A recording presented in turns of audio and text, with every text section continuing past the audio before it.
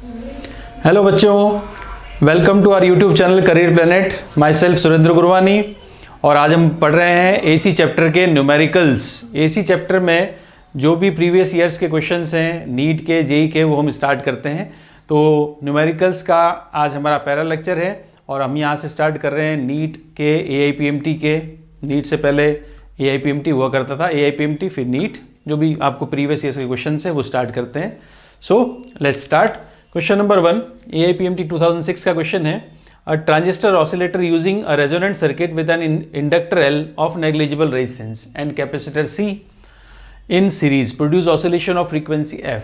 सो resonance frequency का formula आपको पता है, रेजोनेंट फ्रीक्वेंसी का, उसको यूज करना है और यहाँ पर L को डबल करना है और C को चेंज करना है 4 टाइम्स। L को डबल करेंगे, C को 4 टाइम्स करेंगे तो न्यू फ्रीक्वेंसी क्या होगी, ये आपसे पूछा है। तो बड़ा ही सिंपल क्वेश्चन है। फ्रीक्वेंसी का फॉर्मूला होता है आपका, फ्रीक्वेंसी का फॉर्मूला रेजोनेंट फ्रीक्वेंसी का 1/2π√LC। So new frequency F0 dash will be 1/2π√L'(C'). Variable जब चेंज करते हैं, डिपेंडेंट क्वांटिटीज जब चेंज करते हैं तो हम डैश लगा के नया फॉर्मूला नई क्वांटिटीज के साथ निकाल सकते हैं। सो नई क्वांटिटीज में क्या दिया है, L is doubled, so 1/2π, L को डबल कर लेते हैं, ये हो गया 2L, C बिकम्स 4 टाइम्स तो C हो गया 4C। तो जो नया आपको मिला, यहाँ पे था 2π√LC, यहाँ पे है 2πLC भी है, बट 4 × 2 8 एक्स्ट्रा आ रहा है अंडर रूट में 8, तो आप इसको आप निकाल सकते हैं यहाँ पर। तो 1/√8, और अगर ये 8 हम निकाल दें 2 और 4 का अंडर रूट के साथ, तो रिमेनिंग को हम लिख सकते हैं F0। तो यहाँ पर रिमेनिंग क्या आ जाएगा, F0 मीन्स न्यू फ्रीक्वेंसी जो आई है F0 dash, it will be 1/√8 times of initial frequency. So option देखो आप, F0/4, F/4 8F, इन्होंने यहाँ पे F लिखा है फ्रीक्वेंसी को, तो हम यहाँ पे इसको भी F लिख सकते हैं, F लिख सकते हैं इसको 1/2π, तो यहाँ पे आप F लिख दोगे, ठीक है। तो न्यू फ्रीक्वेंसी आई F/√8, 8 की वैल्यू लिखी हुई है, तो 8 को हम क्या लिख सकते हैं, 8 को हम लिख सकते हैं F/2√2, ठीक है। तो करेक्ट ऑप्शन हो गया इसका थर्ड।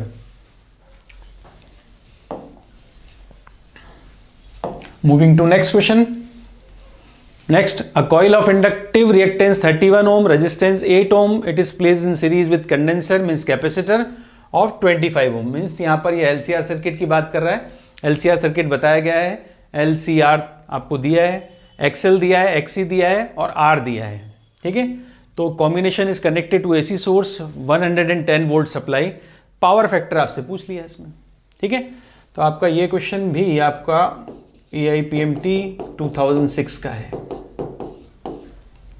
सो पावर फैक्टर पूछा है, तो पावर फैक्टर का फॉर्मूला आपको पता है, power factor cos phi equals to R/Z होता है, और Z इक्वल्स टू होता है Z impedance of the circuit, it will be R² plus XL minus XC का होल स्क्वायर, या फिर XC माइनस XL का होल स्क्वायर होता है। तो हमारे पास यहाँ पे देखो इंडक्टिव रिएक्टेंस XL तो है 31 और XC है 25, तो हम क्या लिखेंगे, XL माइनस XC का whole square. So value put करें, R कितना दिया है 8 ohm, R 8 ohm, under root में आ जाओ तो 8 का स्क्वायर। अब XL माइनस XC, तो XL कितना है 31, XC कितना है 25, तो 31 में से 25 माइनस कर दो तो XL माइनस डिफरेंस आ जाएगा दोनों का, तो ये आ जाएगा 6, तो 8 6 का स्क्वायर। सो cos phi की वैल्यू आ जाती है, R दे दिया आपको 8 ओम, फिर cos phi under root 64 plus 36, ये आ गया 8/10 मीन्स 0.8, ठीक है। ये AIPMT 2006 का क्वेश्चन है। ये हमने जब पढ़ा था पावर फैक्टर, तब नोट्स में भी किया था, तो इस सीक्वेंस में आ गया, 6 में दोबारा हमने कर लिया। चलो आगे नेक्स्ट। नेक्स्ट क्वेश्चन देखिए, सीरीज मैक्सिमम आपको बोला है इसमें, the what is the value of inductance L for which the current is maximum in series LCR circuit. ये 6 का नहीं है, 7 का है। Maximum in A series LCR circuit, C 10 microfarad, omega 1000 second inverse. अब आप क्वेश्चन पढ़ रहे हो, L की वैल्यू पूछी जा रही है, ठीक है, L की वैल्यू तो हम निकाल लेंगे। फ्रीक्वेंसी आपको दे दी है, ठीक है, फ्रीक्वेंसी और LC का रिलेशन भी हमें पता है। LCR सर्किट है, अब बोला है करंट इज मैक्सिमम। अब मैक्सिमम करंट है, दैट मीन्स ये रेजोनेंस की कंडीशन है। तो LCR में सबसे इंपॉर्टेंट रेजोनेंस होता है, तो रेजोनेंस की कंडीशन है। तो रेजोनेंस कंडीशन में ओमेगा नॉट फ्रीक्वेंसी जो होती है 1/√LC होती है, बिकॉज में ओमेगा दिया है, आप देखें ध्यान से, ओमेगा की वैल्यू दी हुई है। तो ओमेगा नॉट मीन्स ओमेगा ये आपको दे दिया 1000 और 1/√LC। तो L की वैल्यू निकालनी है और C की वैल्यू दे दी आपको 10 माइक्रोफैरेड। C है 10 माइक्रोफैरेड, ठीक है। अब ये अंडर रूट में लिया हूँ, 1000 को उधर ले आता हूँ, दोनों साइड स्क्वायर भी कर लेता हूँ। तो L इंटू 10 × 10⁻⁶ ये वैल्यू मैं इधर लिया और स्क्वायर कर दिया। तो 1000 का मतलब कितना होता है 10⁻³ स्क्वायर करूंगा तो ये लिख देता हूँ मैं 1000 × 1000, ठीक है। अब मुझे तो L की वैल्यू चाहिए थी, ये जो है अपने पास एक जीरो कैंसिल करते हैं, तो जो -5 यहाँ बच रहा है ये आप इधर नीचे मल्टीप्लाई करते हैं, ठीक है। या फिर इसको 10⁵ को नीचे लिख दें, इस तरह से लिख सकते हो L/10⁵। इधर आ जाए तो 1/3 और 3 जीरो हैं तो 10⁶। तो 5 से 6 कैंसिल होगा तो 1 जीरो बचेगा, तो L की वैल्यू आ गई 0.1 हेनरी, ठीक है। तो 0.1 हेनरी, 0.1 हेनरी ऑप्शन है हमारे पास। ऑप्शन में क्या क्या है, 10 milli henry, 100 milli henry, 1 milli henry, can not be calculate unless R is known. तो क्या आपका आंसर 0.1 हेनरी है? तो इसमें ऑप्शन है क्या? तो आपके पास तो हेनरी में आ रहा है, यहाँ पे मिली हेनरी दिया है, तो चलो चेक करते हैं। 10 मिली हेनरी मतलब 10 × 10⁻³ मतलब आएगा 10⁻²। हमारे पास क्या है 10⁻1 है। 100 मिली हेनरी 100 × 10⁻³ इसका मतलब बचेगा 10⁻1, यही है। 10⁻1 का मतलब होता है 0.1, तो सेकंड ऑप्शन करेक्ट है, ठीक है। कई बार हम आंसर निकाल लेते हैं मगर उस आंसर का ऑप्शन से मैच करना भी part of the question solving होता है, तो इसका भी आपको ध्यान रखना है। चलिए आगे नेक्स्ट। अब ये क्वेश्चन भी आपका 2007 का देखो। इन ऐसी circuit the EMF E and current I given the average power in the circuit over 1 cycle of AC। तो पावर आपसे पूछी है, ठीक है भी, एवरेज पूछी है। पावर इंस्टेंट पावर अलग होती है, एवरेज पावर अलग होती है। तो एवरेज पावर का फॉर्मूला हमें पता है, P एवरेज का formula VRMS IRMS cos phi power factor होता है, इसकी वैल्यू R/Z होती है अगर कैलकुलेट करनी हो, और अगर फाई दे रखा हो तो फाई हम इजीली यूज कर सकते हैं। So what is VRMS?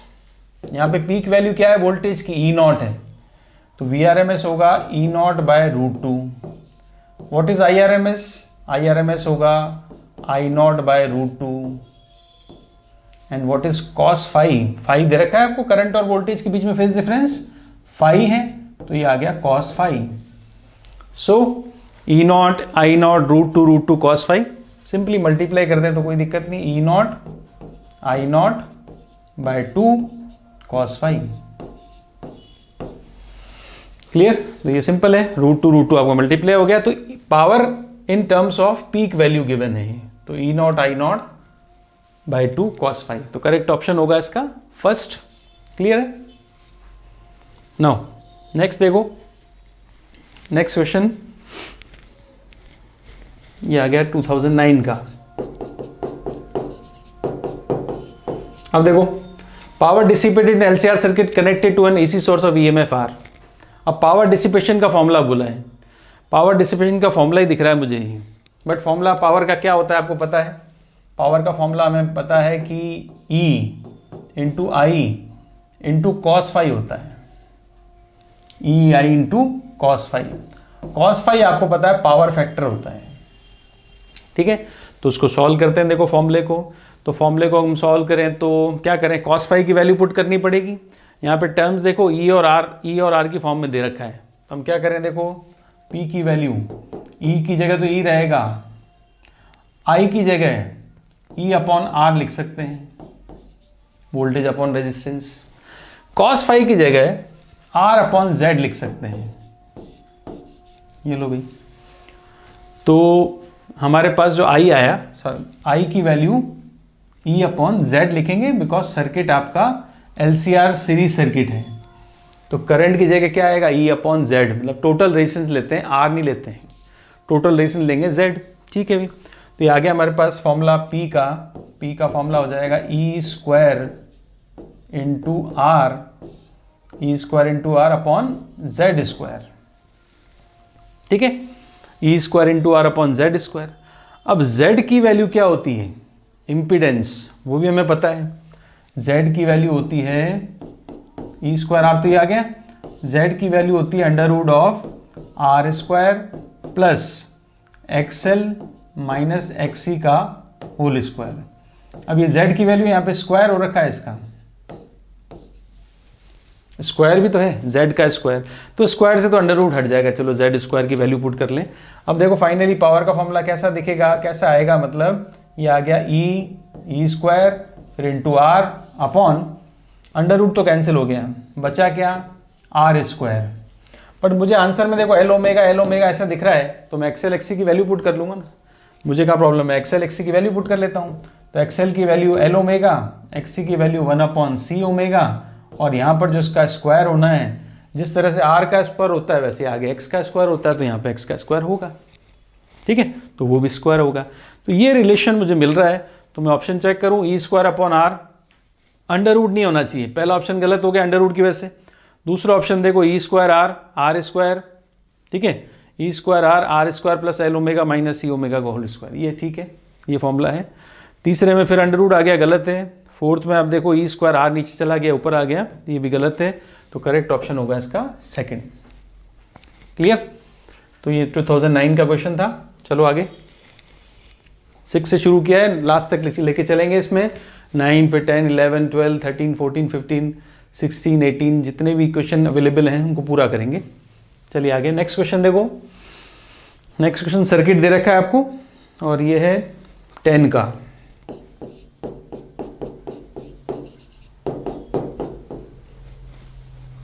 To 2010 का क्वेश्चन, सर्किट दे रखा है, right. In the given circuit reading of voltmeter V1 V2 and V2 are 300 volt, मतलब इस पे वोल्टेज कितना है 300 है, इस पे भी कितना है 300 है, राइट। तो तीसरे का वोल्ट मीटर की रीडिंग आपसे पूछी है V3, ठीक है। तो ये आप बताओ, जब 300 मतलब ये है VL और ये है VC, और VL VC दोनों की वैल्यू कितनी है, सेम है, VL इक्वल्स टू VC है। तो अगर VL इक्वल्स टू VC होता है तो कौन सी कंडीशन है, रेजोनेंस की। तो रेजोनेंस की कंडीशन है, तो आप मुझे बताओ V इक्वल्स टू, फॉर्मूला पढ़ा था हमने, V equals to VR square plus VL minus VC का होल स्क्वायर, ठीक है भाई साहब। तो VL माइनस VC तो कैंसिल हो गया ना, इक्वल है ना दोनों, तो VL VC इक्वल है, तो क्या होगा V square equals to VR square.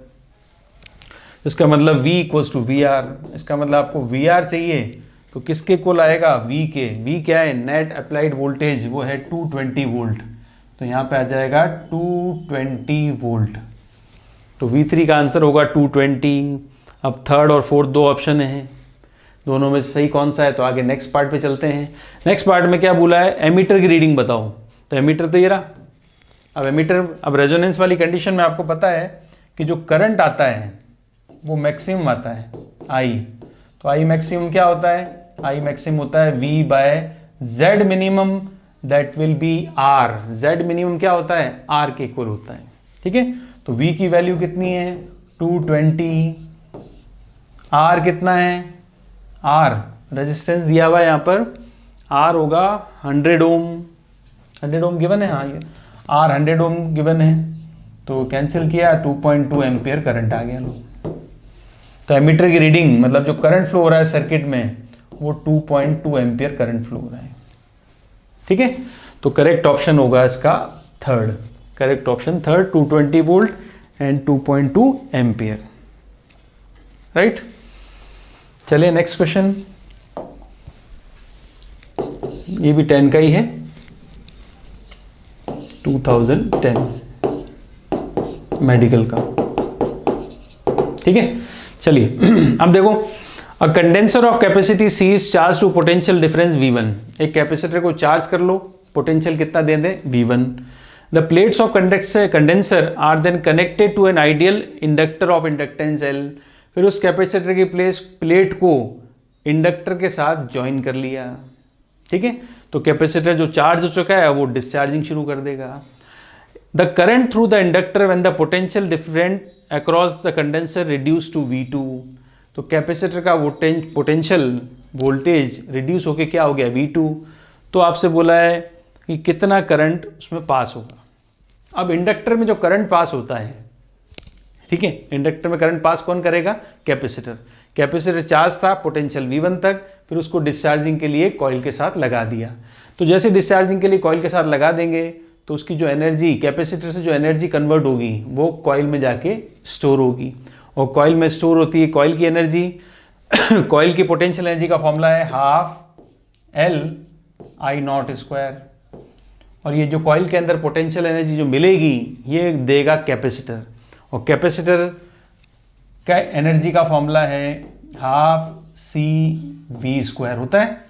But क्या कैपेसिटर अपनी पूरी एनर्जी दे रहा है? नहीं, कैपेसिटर का पोटेंशियल पहले क्या था? V1, बाद में क्या हो गया? V2। तो पोटेंशियल V1 से V2 तक का जो लॉस होगा वो कॉइल को मिलेगा। तो हम यहाँ लिखेंगे कैपेसिटर की एनर्जी का डिफरेंस, इनिशियल एनर्जी थी ½CV1² और फाइनल एनर्जी ½CV2²। क्लियर? सो यहाँ पर ये एनर्जी का डिफरेंस मिला, तो आप मुझे बताओ हाफ कैंसिल हो जाएगा। ठीक है, LI0² equals to C common ले लूँ, V1² माइनस V2²। ठीक है, तो I0 की वैल्यू क्या आ जाएगी? L को डिवाइड कर देते हैं, C/L V1² माइनस V2² का अंडररूट। तो यहाँ पर ये एनर्जी कंजर्वेशन लगा रहे हैं हम एनर्जी कंजर्वेशन लगा रहे हैं कि कैपेसिटर की जो एनर्जी रिलीज होगी वो कॉइल में स्टोर हो जाएगी। और एनर्जी का फॉर्मूला पता होना चाहिए, कॉइल में स्टोर होने वाली एनर्जी का फॉर्मूला ½ LI², और पोटेंशियल एनर्जी में एनर्जी जो होती है कैपेसिटर में वो होता है ½ CV²। तो V1 से V2 तक की एनर्जी जो बचेगी उसके पास, जो गई मतलब लॉस हुई, वो कॉइल में आ जाएगी। क्लियर है? तो मुझे ऑप्शन बताओ, करंट फ्लो होने वाला पूछा था आपसे, तो C/L और V1² माइनस V2² है। यहाँ पर तो अंडररूट नहीं है, यहाँ नहीं है, ये अंडररूट है, C/L V1² माइनस V2²। अब यहाँ देखो थर्ड एंड फोर्थ में ये V1² माइनस V2², ये होल स्क्वायर है, तो करेक्ट ऑप्शन थर्ड है, ना कि फोर्थ, ध्यान रखना। तो करेक्ट ऑप्शन होगा इसका थर्ड ऑप्शन। भी आपको सही चूज करना है, जल्दी में कोई गलती ना करें, ऐसा नहीं कॉन्फिडेंटली लगे कि हमारा सही है और यही ऑप्शन टिक करके चलें आगे, ऐसा नहीं होना चाहिए, एक बार जरूर चेक कर लें। Now moving to next question.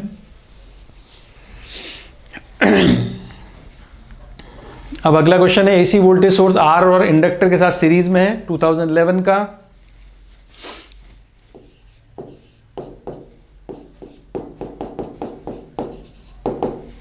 An AC voltage is applied to R and inductor. If R and the inductive reactance both are equal to 3 ohm, the phase difference between applied voltage and current. अब ये बात कर रहा है RL circuit की, बड़ा easy है।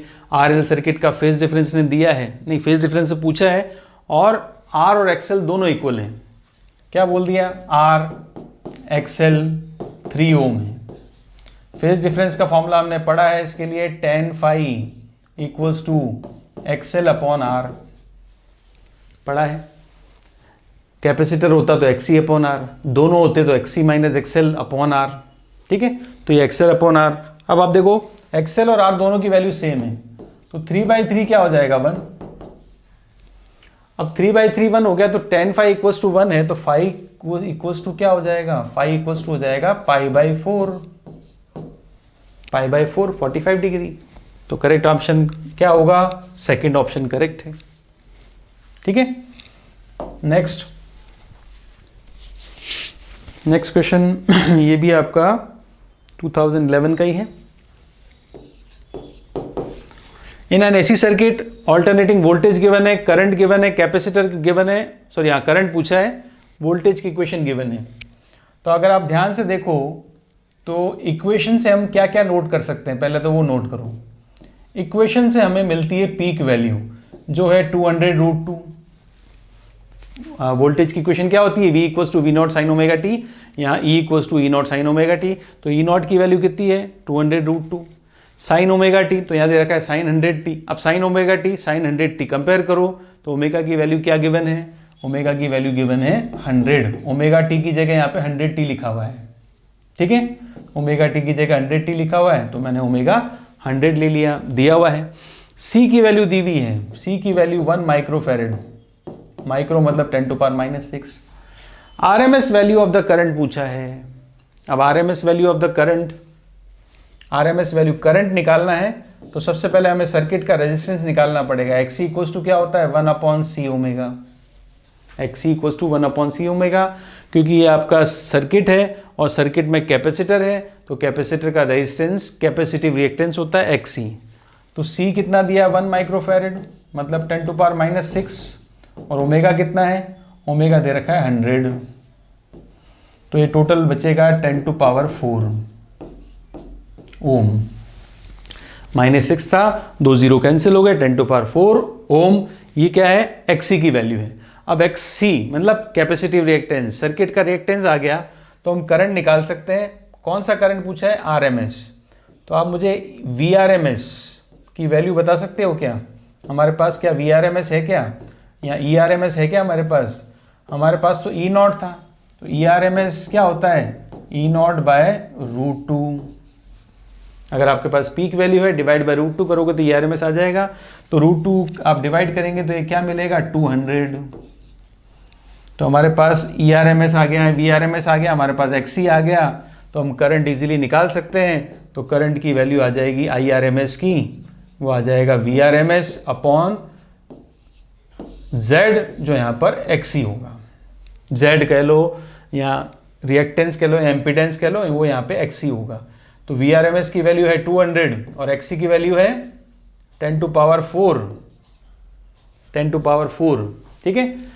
तो 1 0, देखो आंसर आपका मिली एम्पियर में चल रहा है, तो मिली में लाने के लिए मुझे 1 0 कैंसिल करना पड़ेगा, तो मुझे 1 0 कैंसिल करूंगा तो 10⁻³ बच जाएगा। तो यहाँ पर 20 और 10⁻³ को ऊपर ले जाऊंगा तो उसको मिली कह सकता हूँ, तो 20 मिली एम्पियर आंसर आएगा। भाई 200 था, 1 0 कम करना है 10⁴ में से, ये तो 10⁴ प्लस का है, फिर 1 0 कम हो जाएगा तो 10⁻³ प्लस का होगा, जब ये ऊपर आएगा तो 10⁻³ हो जाएगा, और 10⁻³ को क्या बोलते हैं मिली, इसलिए मैंने क्या लिख दिया मिली एम्पियर। और आगे क्या बच जाएगा 20, तो 20 मिली एम्पियर करेक्ट आंसर है इसका, 4th ऑप्शन। क्लियर। चलो next question. The RMS value of potential, graph दे रखा है, RMS वैल्यू पूछी है, 2011 का क्वेश्चन है। RMS वैल्यू पूछी है, पोटेंशियल डिफरेंस V के लिए क्या होगी। अब क्या RMS वैल्यू यहाँ पर पूछी है, तो RMS value means root mean square value. जब कोई अलग वैल्यू आ जाए, कोई भी न्यूमेरिकल में, अगर आप समझो कि जो उसका जो बेसिक जो हमने पढ़ा है वो कब काम आता है, जब न्यूमेरिकल थोड़ा सा कॉम्प्लिकेट हो जाता है, थोड़ा सा आउट ऑफ वे चला जाता है। न्यूमेरिकल का अगर आउट ऑफ वे आ रहा है, बिल्कुल नई चीज़ दी है, सब कुछ नया दिया है, और पूछा वो जो हमने पढ़ा है, RMS वैल्यू तो हमने पढ़ी है ना, तो कुछ जो अजीब सा आपको दिखे, मतलब वैल्यू थोड़ी डिफरेंट दिखे, पैटर्न उसका अलग लगे, तो उस न्यूमेरिकल को बेसिक मेथड से करना होता है। ठीक है, बेसिकली RMS के बेसिक पे चले जाओ, उससे आप कर लोगे। तो RMS क्या था, root mean square value VRMS। VRMS का मतलब था वैल्यू का स्क्वायर करो, उसका मीन निकालो और उसका अंडर रूट कर दो, इसको कहते हैं RMS वैल्यू। रूट ये रहा, मीन ये है और स्क्वायर, तो रूट मीन स्क्वायर वैल्यू होगी। ठीक है, अब यहाँ पर आप देखो तो जो V है इसका स्क्वायर करना है, और यहाँ पर आपको ये V0 वैल्यू ये गिवन है, ये V0 है। तो आप देखो 0 से T/2 तक तो V0 रहता है, और T/2 से T तक क्या है, 0 है वोल्टेज। तो हमें यहाँ पे V0 जो लेना है वो लेना है, V0 लेना है, V0 का स्क्वायर करना है। फिर हम मीन कैसे निकालते हैं, इसका इंटीग्रेशन करेंगे और डिवाइड बाय V इंटीग्रेशन मतलब डिवाइड बाय टाइम करेंगे। मगर यहाँ पर दिक्कत क्या आ रही है कि T/2 तक तो V0 है और अगले हाफ साइकिल में कुछ भी नहीं है, करंट ही नहीं है। तो हम क्या करेंगे, इस इंटीग्रेशन को 2 पार्ट में डिवाइड कर दो। कोई कन्फ्यूजन आ रहा है, 0 से T/2 और 0 से T/2। पहला, then again V naught square by two D T, और यहाँ आ जाएगा t बाई टू से t, और यहाँ पे भी टाइम डिवाइड करोगे नीचे तो डी टी, वो आ जाएगा t बाई टू से t। ठीक है, तो वोल्टेज का स्क्वायर लिखना है। फर्स्ट लेना है आपको यहाँ से, देख लो, फर्स्ट यहाँ से लेना है, फर्स्ट लेना है 0 से t बाई टू, और सेकेंड लेना है t बाई टू से t, और वोल्टेज जो भी हो यहाँ पर आप पुट कर दोगे स्क्वायर के साथ।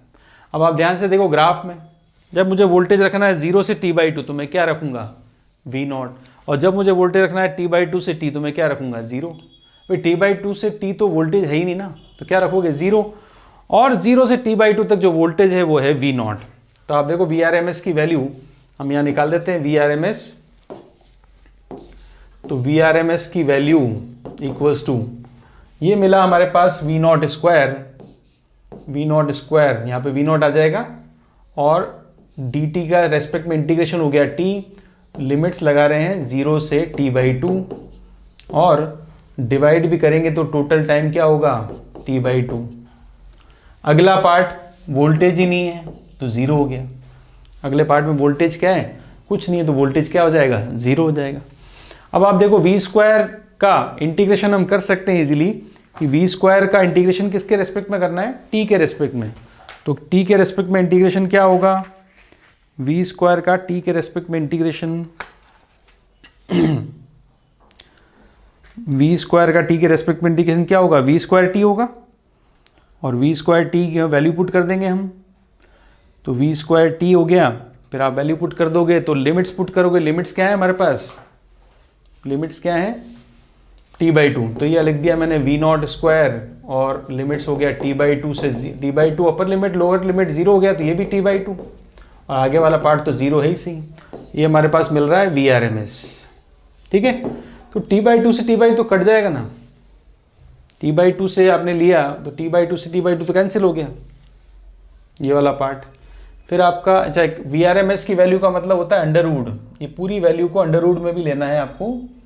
Vrms मतलब ये मैंने स्क्वायर किया, ये मैंने मीन निकाला, और ये मैंने इसको अंडर रूट में डाल दिया, क्योंकि वैल्यू कौन सी है, रूट मीन स्क्वायर है। स्क्वायर किया, मीन निकाला, फिर मैंने इसको अंडर रूट में लिख दिया, अंडर रूट में चला जाएगा।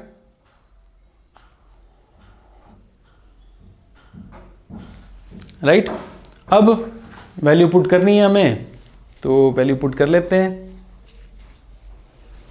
0 से t बाई टू हो गया, ये आ गया अपने पास वैल्यू। तो इस तरह से करेंगे अगर हम, तो टोटल v को डिवाइड कर लिया हमने। अच्छा, यहाँ पे टोटल टाइम भी हम क्या करें, इसको देखो, टोटल टाइम तो हम एक जैसे ही ले लेते हैं ना, हम क्यों अलग अलग लें। ये आपने किसको डिवाइड कर दिया, वोल्टेज को दो पार्ट में डिवाइड कर दिया। आपने क्या किया, वोल्टेज को दो पार्ट में डिवाइड कर दिया, और नीचे हमें dt का इंटीग्रेशन करना है, लिमिट्स रखनी है 0 से t, और वोल्टेज दो पार्ट में t बाई टू, पहले यहाँ से लेकर यहाँ तक, और t बाई टू से t के लिए। ठीक है, तो वोल्टेज हमारा दो पार्ट में हो गया, जबकि टोटल टाइम तो t रहेगा। तो यहाँ हमने पढ़ा ये वाला, इधर आ जाएं, तो v स्क्वायर की वैल्यू पुट कर दी, 0 से t बाई टू के लिए तो v नॉट है, और t बाई टू से आगे के लिए क्या है, 0 है। तो हमारे पास यहाँ पे टोटल टाइम से डिवाइड करना रह जाएगा फिर, टोटल टाइम, और ये पूरा अंडर रूट में चलता है, रूट मीन स्क्वायर है इसलिए ये आ गया t। अब t से t काट दो, अंडर रूट में क्या आ जाएगा, v nought square by two, value आ गई v nought by under root two. तो Vrms वैल्यू क्या है, v nought by under root two. Third option correct है इसका। देख लें आप ध्यान से, टोटल वोल्टेज लेना था, वोल्टेज का स्क्वायर, तो हमें वोल्टेज इस तरह से दे दिया ग्राफ में, तो वोल्टेज को मैंने 0 से t बाई टू और t बाई टू से t ले लिया। वोल्टेज को मेरे दो अलग अलग पार्ट इसलिए करना पड़ा क्योंकि 0 से t बाई टू तक तो वोल्टेज था, बट आगे था ही नहीं, इसलिए मेरे को दो पार्ट में करना पड़ा। ठीक है, और नीचे टोटल टाइम से डिवाइड कर दिया, नीचे टोटल टाइम से डिवाइड करना है, तो टोटल टाइम होता है t, और ये वैल्यू चली आ रही है अपने पास, तो upper limit t by to, second part तो 0 हो ही गया, कैंसिल हो गया, ये वैल्यू आ गई। ठीक है, तो करेक्ट ऑप्शन होगा इसका third. Now moving to next question. देखो नेक्स्ट क्वेश्चन है आपका ये वाला, ये भी आपका 11 का ही है, 2011 का। A coil has resistance 30 ohm, inductive reactance 20 ohm at frequency 50 hertz. ठीक है. If an AC source of 200 volt 100 hertz is connected across the coil, the current in the coil. अब current in the coil पूछ रहा है, resistance given है, reactance given है, resistance reactance given है, 50 hertz frequency given है. A coil has resistance 30 ohm, inductive reactance 20 ohm at 50 hertz frequency. ठीक है. If an AC source of 200 volt and 100 hertz is connected across the coil, the current in the coil will be. अब आपसे current पूछा है, इसमें current क्या होगा इसका. तो देखो इसको फिर कैसे करोगे आप. करंट की वैल्यू पूछिए, सिंपल. इसमें अब इसमें आपको बोला है कि रेजिस्टेंस जो होता है वो 30 ओम है. डेटा नोट करें. देखो रेजिस्टेंस कितना है, 30 ओम. ठीक है. आर दे दिया 30 ओम और इंडक्टिव रिएक्टेंस एक्सेल दे दिया 20 ओम एट 50 हर्ट्ज फ्रीक्वेंसी. मतलब 50 हर्ट्ज फ्रीक्वेंसी पे तो ये 20 ओम है. ठीक है. इफ एन एसी सोर्स, अब इसे हम कनेक्ट कर रहे हैं 200 वोल्ट के और 100 हर्ट्ज के फ्रीक्वेंसी के सोर्स के साथ. मुझे बताओ 20 ओम आपको पता है 50 हर्ट्ज पे है, तो एक्सेल की वैल्यू क्या होगी एट 100 हर्ट्ज. अगर फ्रीक्वेंसी डबल कर देते हैं तो एक्सेल क्या होगा. एक्सेल का फॉर्मूला आपको पता है. एक्सेल इक्वल्स टू क्या होता है, एल ओमेगा. आपने क्या किया, ओमेगा पहले ये था, मतलब ओमेगा मतलब आप समझ गए, एल इंटू 2 पाई एफ. राइट. तो एक्सेल फ्रीक्वेंसी के डायरेक्टली प्रोपोर्शनल है. एक्सेल फ्रीक्वेंसी के डायरेक्टली प्रोपोर्शनल है. अगर मैं फ्रीक्वेंसी 50 से 100 कर दूंगा, डबल कर दूंगा, तो एक्सेल भी डबल हो जाएगा. तो पहले था 20 इंटू 2, ये आ जाएगा 40 ओम. तो XL will be 40 ohm. XL की वैल्यू 40 ओम हो जाएगी. और रेजिस्टेंस तो कभी डिपेंड करता ही नहीं है, तो रेजिस्टेंस कितना है, 30 ओम है. आर हो गया 30, एक्सेल हो गया आपका 40 ओम. अब आपसे करंट पूछा है, तो बेटा आर और एक्सेल दोनों आपको पता हो तो जेड निकाल सकते हो. जेड की वैल्यू होती है under R square plus XL square. तो आर कितना है 30 का स्क्वायर प्लस एक्सेल कितना है 40, तो 40 का स्क्वायर. ठीक है. ये जो स्क्वायर स्क्वायर है मैंने कॉमन ले लिया 10 बार. अंदर बचेगा 9 प्लस 4, 9 प्लस 16 सॉरी. ये भी 10 का स्क्वायर है, यहाँ भी 10 का स्क्वायर है. 10 का स्क्वायर अंडर रूट से बाहर लूंगा तो 10 बच जाएगा. ठीक है ना. तो अब मुझे बताओ 9 और 16 25, तो Z कितना आ गया 50 ओम. Z की वैल्यू आ गई 50 ओम. अब Z की वैल्यू 50 ओम आ गई तो हम करंट निकाल सकते हैं इजीली. करंट की वैल्यू बताओ क्या आएगी, I इक्वल्स टू I. कौन सा करंट पूछा है, RMS. वोल्टेज कितना दे दिया 200, तो 200 वोल्टेज RMS वोल्टेज ही है. 200 अपॉन 50, राइट. 0 से 0 कैंसिल, 20 अपॉन 5, करंट आ जाएगा 4 ओम, सॉरी 4 एम्पियर. 4 एम्पियर. ठीक है. करंट 4 ओम नहीं 4 ampere. Unit of the current ampere है. तो करेक्ट ऑप्शन क्या होगा इसका, सेकंड. क्लियर. नेक्स्ट क्वेश्चन देखें आप. आरएलसी सर्किट का, एलसीआर सर्किट का नेक्स्ट क्वेश्चन 2012 का है.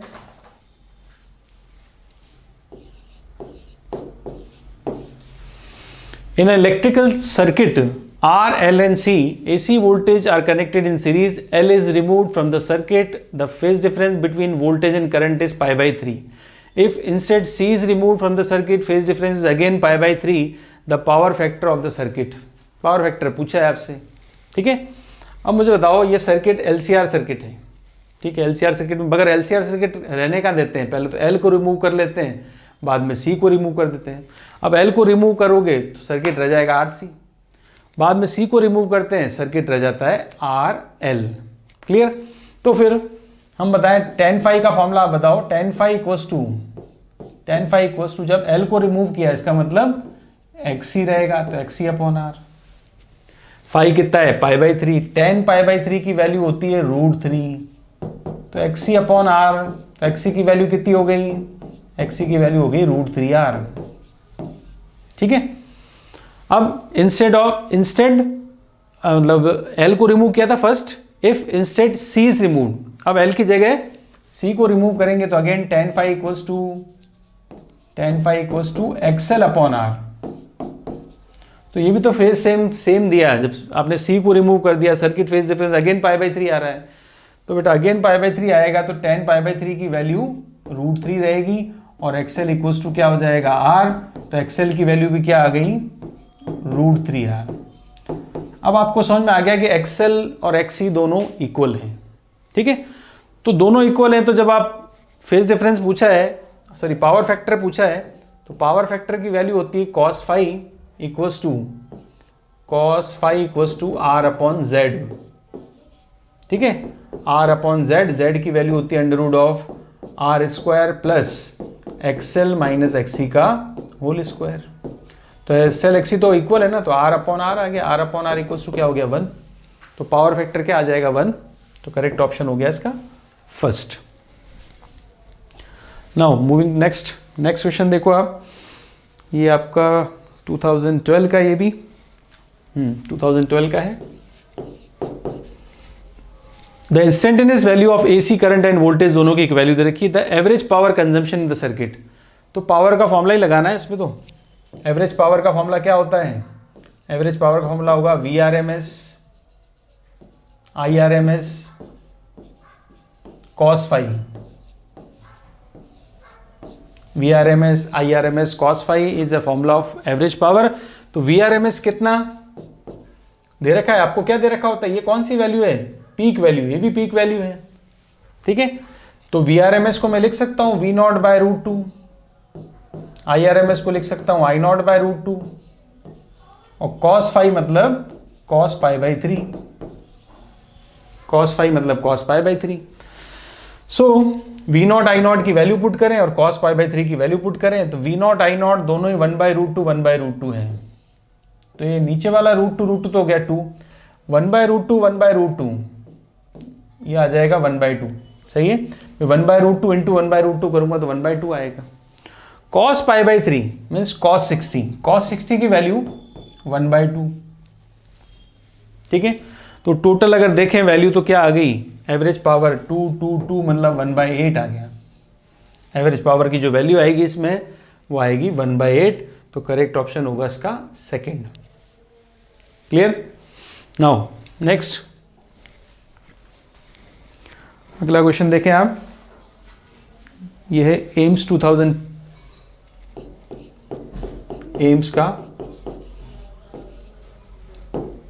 का।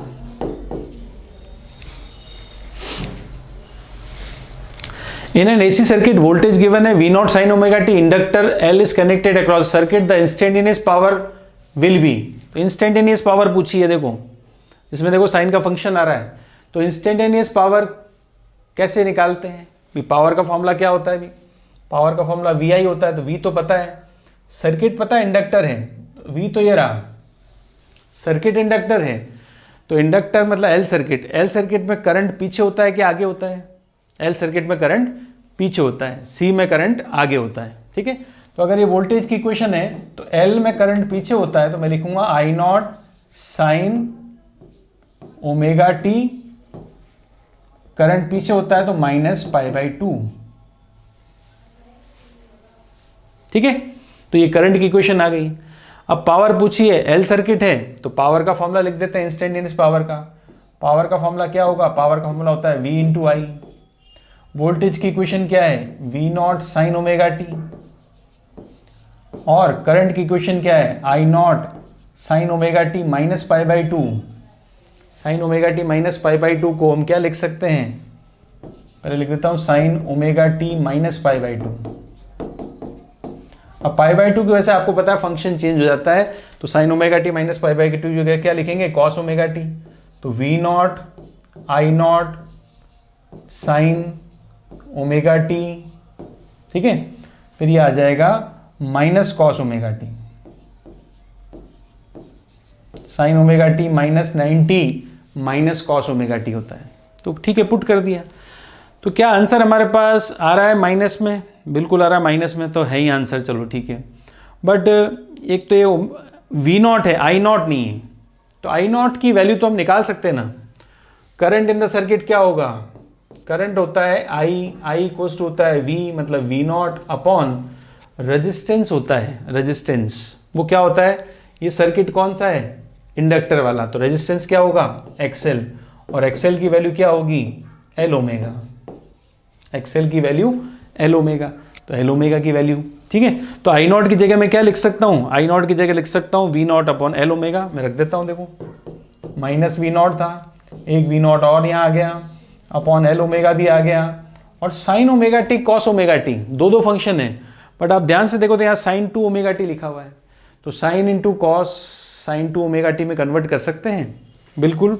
हमें क्या करना पड़ेगा, 2 से मल्टीप्लाई और 2 से डिवाइड, जो डिवाइड किया वो मैंने यहाँ लिख दिया, और जो मल्टीप्लाई किया मतलब 2 साइन थीटा कॉस थीटा, ये क्या कहलाता है, ये होता है साइन 2 थीटा, तो साइन 2 थीटा मतलब आ गया आपके पास sine 2 omega T, sine 2 omega T, sine 2 omega t, ये वैल्यू आ जाएगी, ठीक है। तो क्या ये आंसर मैच कर रहा है अपना, देखें, एक तो माइनस होना चाहिए है, साइन 2 ओमेगा टी होना चाहिए था है, वी स्क्वायर होना चाहिए है, वी स्क्वायर आ जाएगा, और 2l ओमेगा होना चाहिए था, वो है, तो थर्ड ऑप्शन इसका राइट है। क्लियर। नेक्स्ट,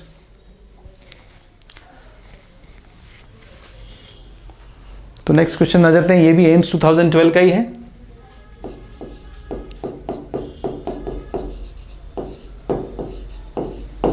नाउ इस सर्किट में क्या दे दिया, आर दे दिया, एक्सएल दे दिया, एक्सी दे दिया, द करंट। अब करंट लीड कर रहा है, लैग कर रहा है, लीड कर रहा है, लैग कर रहा है, ये आपको पता करना है, देखना है, कैलकुलेट करना है। पहली बात आप देख लो, एक्सएल बड़ा है कि एक्सी, एक्सी बड़ा है, इसका मतलब कौन ज़्यादा इफेक्टिव है, कैपेसिटर की इंडक्टर, कैपेसिटर है, तो कैपेसिटर में करंट आगे होता है पीछे होता है, करंट आगे होता है, कैपेसिटर में करंट आगे होता है, तो यहाँ पे इसने बोला है द करंट, यहाँ पे करंट आगे होता है मतलब लीड करता है, तो द करंट लीड, इसका मतलब लैग वाले दो ऑप्शन तो गलत हो गए, क्यों, XC is greater than XL इसलिए, ठीक है, तो दो ऑप्शन तो गलत हो गए, तो मतलब करंट लीड करता है। अब लीड करता है तो फेज डिफरेंस सही है, और फेज डिफरेंस हम निकालते हैं कौन से फॉर्मूले से, tan फाई से, तो tan फाई इक्वल्स टू क्या होता है, एक्सएल माइनस एक्सी, मतलब एक्सी माइनस एक्सएल ले लेंगे इसमें अपॉन आर, अगर एक्सएल बड़ा होता तो एक्सएल माइनस एक्सी लिखते, XC minus XL upon R, तो एक्सी कितना है, एक्सी है 8, एक्सएल कितना है 5, रेजिस्टेंस कितना है 4, तो 8 माइनस 5 मतलब 3/4, ठीक है। तो फेज डिफरेंस क्या आ गया 3/4, वो भी tan के साथ, सो tan फाई की वैल्यू है, tan फाई की वैल्यू है ये 3/4, तो फाई की वैल्यू क्या होगी, फाई की वैल्यू हो जाएगी tan इनवर्स 3/4, ठीक है। तो ये है फेज डिफरेंस tan इनवर्स 3/4, तो लीड करेगा, और वोल्टेज क्या होगा tan इनवर्स 3/4, तो करेक्ट ऑप्शन होगा फर्स्ट, सेकंड गलत हुआ, 5/8 तो नहीं आ रहा, तो करेक्ट ऑप्शन हुआ इसमें leads by the voltage bye tan inverse 3/4।